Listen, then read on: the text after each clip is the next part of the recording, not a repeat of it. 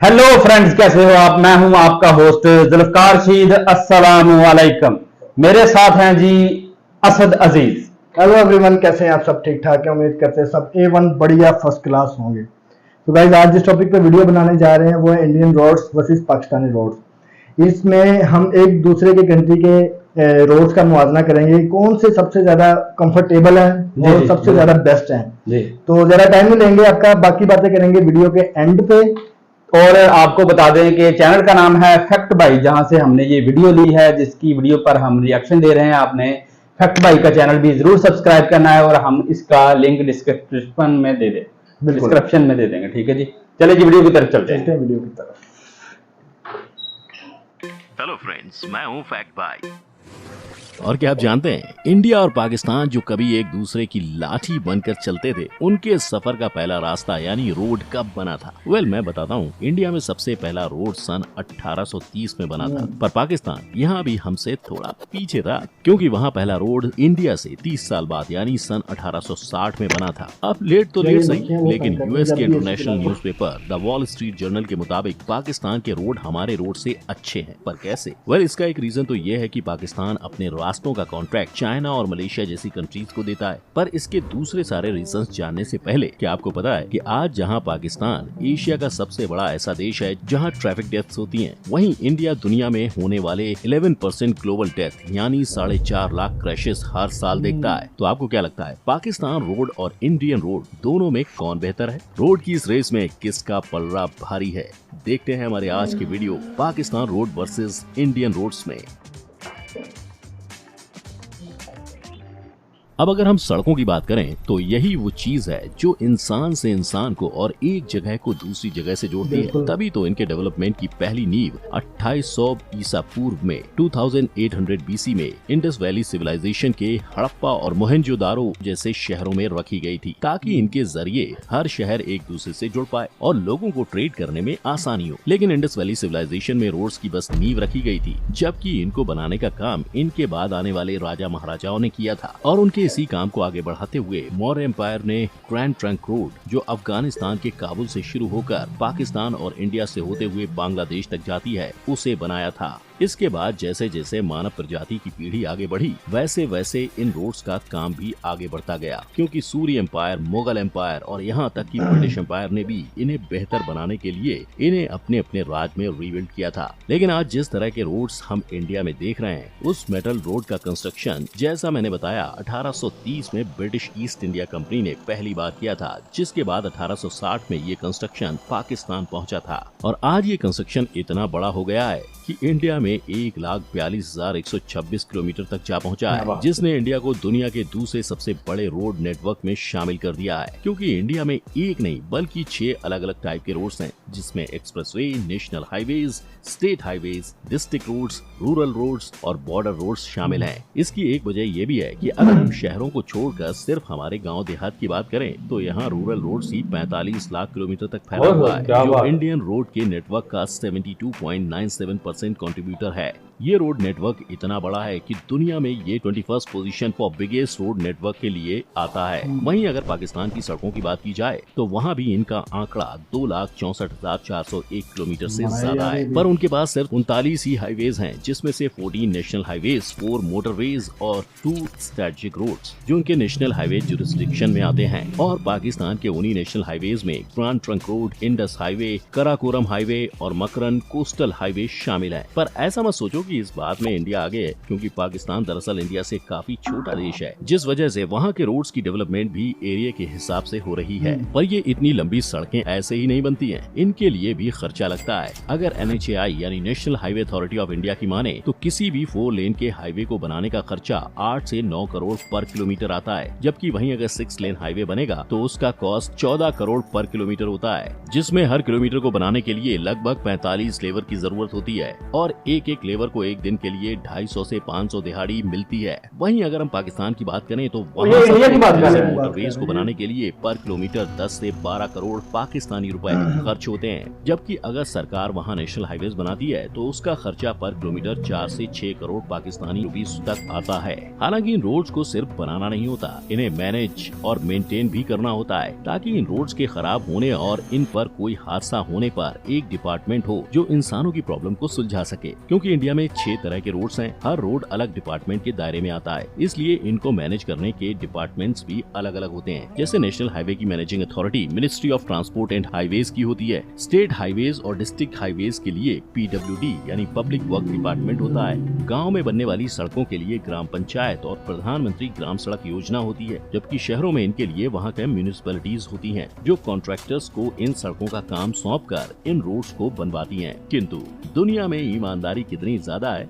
इसका अंदाजा आपको टोल नाका पे टोल देते वक्त समझ आ जाएगा। क्योंकि गवर्नमेंट हर जगह काम नहीं कर पाती, इसलिए वो इन रोड्स को बनाने का काम प्राइवेट कॉन्ट्रैक्टर्स को देती है, ताकि वो इन्हें बनाकर उनका ध्यान रख सके, और बदले में ये कॉन्ट्रैक्टर्स अपना कॉस्ट निकालने तक लोगों से टोल लेते रहते हैं। लेकिन ये कॉन्ट्रैक्टर्स वहाँ भी सरकार से धोखा करते हैं और इकट्ठा हुए टोल का पूरा हिसाब तक सरकार को नहीं देते, जिसका सबूत है इंडिया में हुए ये टोल स्कैम्स। पर वहीं अगर हम पाकिस्तान की बात करें तो उनके हालात थोड़े अलग हैं, क्योंकि वहाँ हर तरह की सड़कों को मैनेज करने के लिए एक ही अथॉरिटी है, द नेशनल हाईवे अथॉरिटी, जो वहाँ की ओवरऑल सड़कों का 4.6% मैनेज करती है, जिसमें मोटरवेज, हाईवेज, स्ट्रेटेजिक रूट्स सभी शामिल हैं। परंतु आप ऐसा बिल्कुल मत सोचो कि पाकिस्तान में सड़कें कम है और एक ही अथॉरिटी है तो वहाँ स्कैम नहीं होते होंगे। ना, ऐसा बिल्कुल नहीं है, क्योंकि दुनिया के हर कोने में करप्शन फैला हुआ है, और हम तो इंडिया के बिछड़े भाई पाकिस्तान की बात कर रहे हैं, जहाँ इंडिया की ही तरह करप्शन में कंजूसी नहीं होती। आप देखते हैं कि दोनों ही देशों की सड़कों में ज्यादा ग्रोथ किसकी है। सो अगर हम ग्रोथ की बात करें तो दोनों देशों की आबादी और उनकी जरूरत के हिसाब से रोड्स के परसेंटेज भी इंडिया में बढ़ रहा है। तभी तो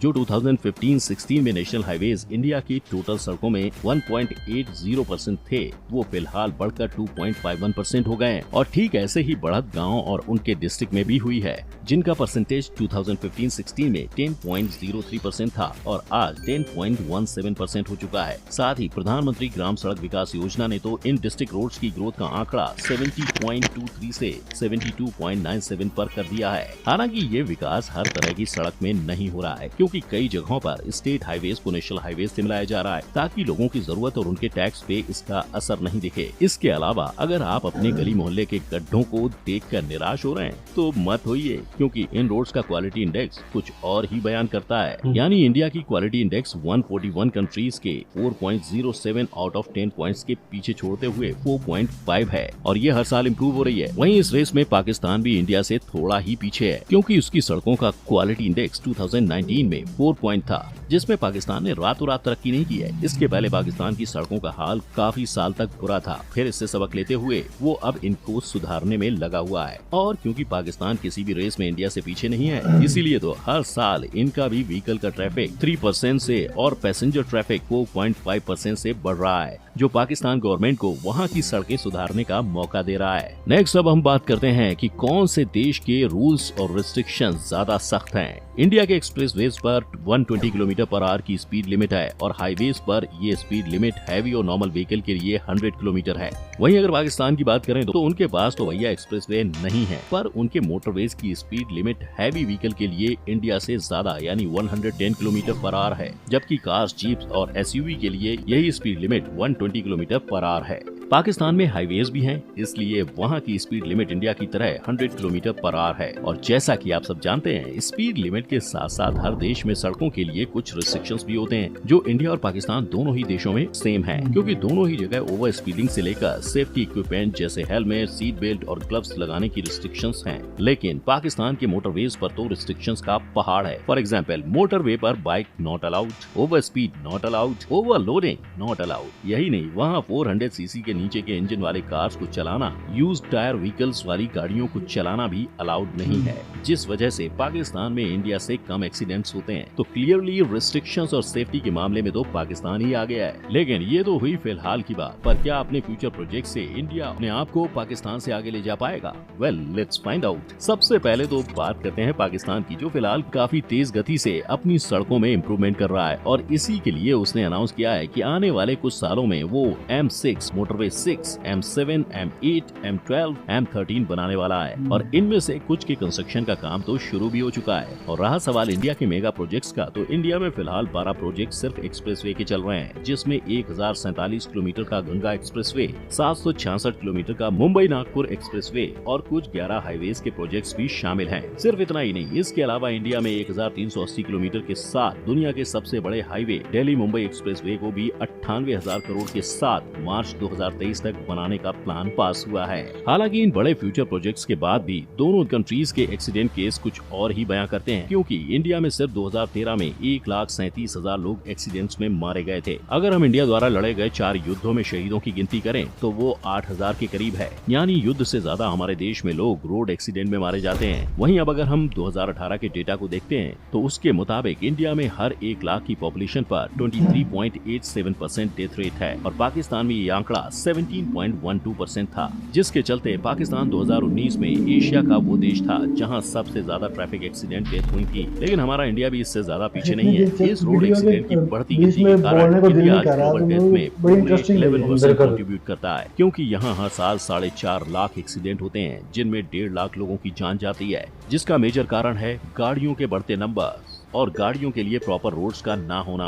वहीं पाकिस्तान में इंसानों की गलती, लैक ऑफ इंफ्रास्ट्रक्चर और खराब गाड़ियां इसका मेजर रीजन है। और एक डेटा के मुताबिक हर साल पाकिस्तान में गाड़ियां 9% से बढ़ रही हैं, यानी जल्दी ही गाड़ियों की ओवर पॉपुलेशन के लिए पाकिस्तान ने कुछ नहीं किया तो वहाँ भी इंडिया की तरह गाड़ियों से होने वाले एक्सीडेंट एक मेजर रीजन बन जाएंगे। अब देखा जाए तो दोनों देशों की सरकार अपने लोगों को बेहतर सुविधा देने के लिए अपने अपने देश के रोड्स को बेहतर बना रही है, लेकिन हमें इस बात का भी ध्यान रखना चाहिए कि इंडिया एक बड़ी कंट्री है, जिस वजह से यहाँ की पॉपुलेशन भी ज्यादा है, जो गाड़ियों की संख्या को भी बढ़ा देती है और इसलिए कई बार अच्छे से अच्छी सड़क भी ज्यादा दिन तक अच्छी नहीं रह पाती। हाँ, कई बार इसके लिए कॉन्ट्रैक्टर्स और गवर्नमेंट भी जिम्मेदार होती है, जिसका खामियाजा इंडिया के लोगों को रोड एक्सीडेंट में उठाना पड़ता है। जबकि बात अगर पाकिस्तान की हो तो द वॉल स्ट्रीट जर्नल ने कहा कि वहाँ की सड़कें इंडिया से बेहतर है, पर ऐसा नहीं है कि वहाँ रोड एक्सीडेंट नहीं होते, लेकिन इन एक्सीडेंट में सबसे ज्यादा एक्सीडेंट इंसानों की लापरवाही की वजह से होते हैं, सरकार या कॉन्ट्रैक्टर की वजह से नहीं। पर क्या आपको लगता है ये रिपोर्ट्स पाकिस्तान का असली सच बयां कर रही है? हमें कमेंट में जरूर बताएं। साथ ही अगर दोनों देशों का सड़क छाप प्यार आपको अच्छा लगा हो तो इस वीडियो को लाइक, शेयर और चैनल को सब्सक्राइब करना ना भूलें। फिर मिलेंगे एक और टॉपिक के साथ, तब तक के लिए जय हिंद।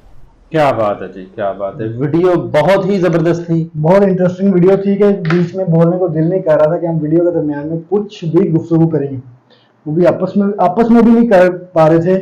बिल्कुल ऐसा ही, इतना मौका नहीं मिल रहा था। बहुत कोशिश की बोलने की, पर और वीडियो जो है वो बहुत ही जबरदस्त थी, इंतहाई नॉलेज वाली वीडियो थी। आप लोग लाजमी देखिएगा इस वीडियो को और डिस्क्रिप्शन में इसका लिंक देंगे ओरिजिनल वीडियो का, आप वहां पे भी जाके देखिएगा और चैनल को लाजमी सब्सक्राइब कीजिएगा। हमारे चैनल को भी सब्सक्राइब करें और बेल आइकन को लाजमी क्लिक करें ताकि हमारे नई आने वाली वीडियोस की नोटिफिकेशन। और फैक्ट भाई का चैनल भी लाजमी सब्सक्राइब करें, यहाँ से हमने ये वीडियो ली है। ठीक है जी, अगली आने वाली वीडियो तक के लिए अल्लाह हाफिज। अल्लाह हाफिज।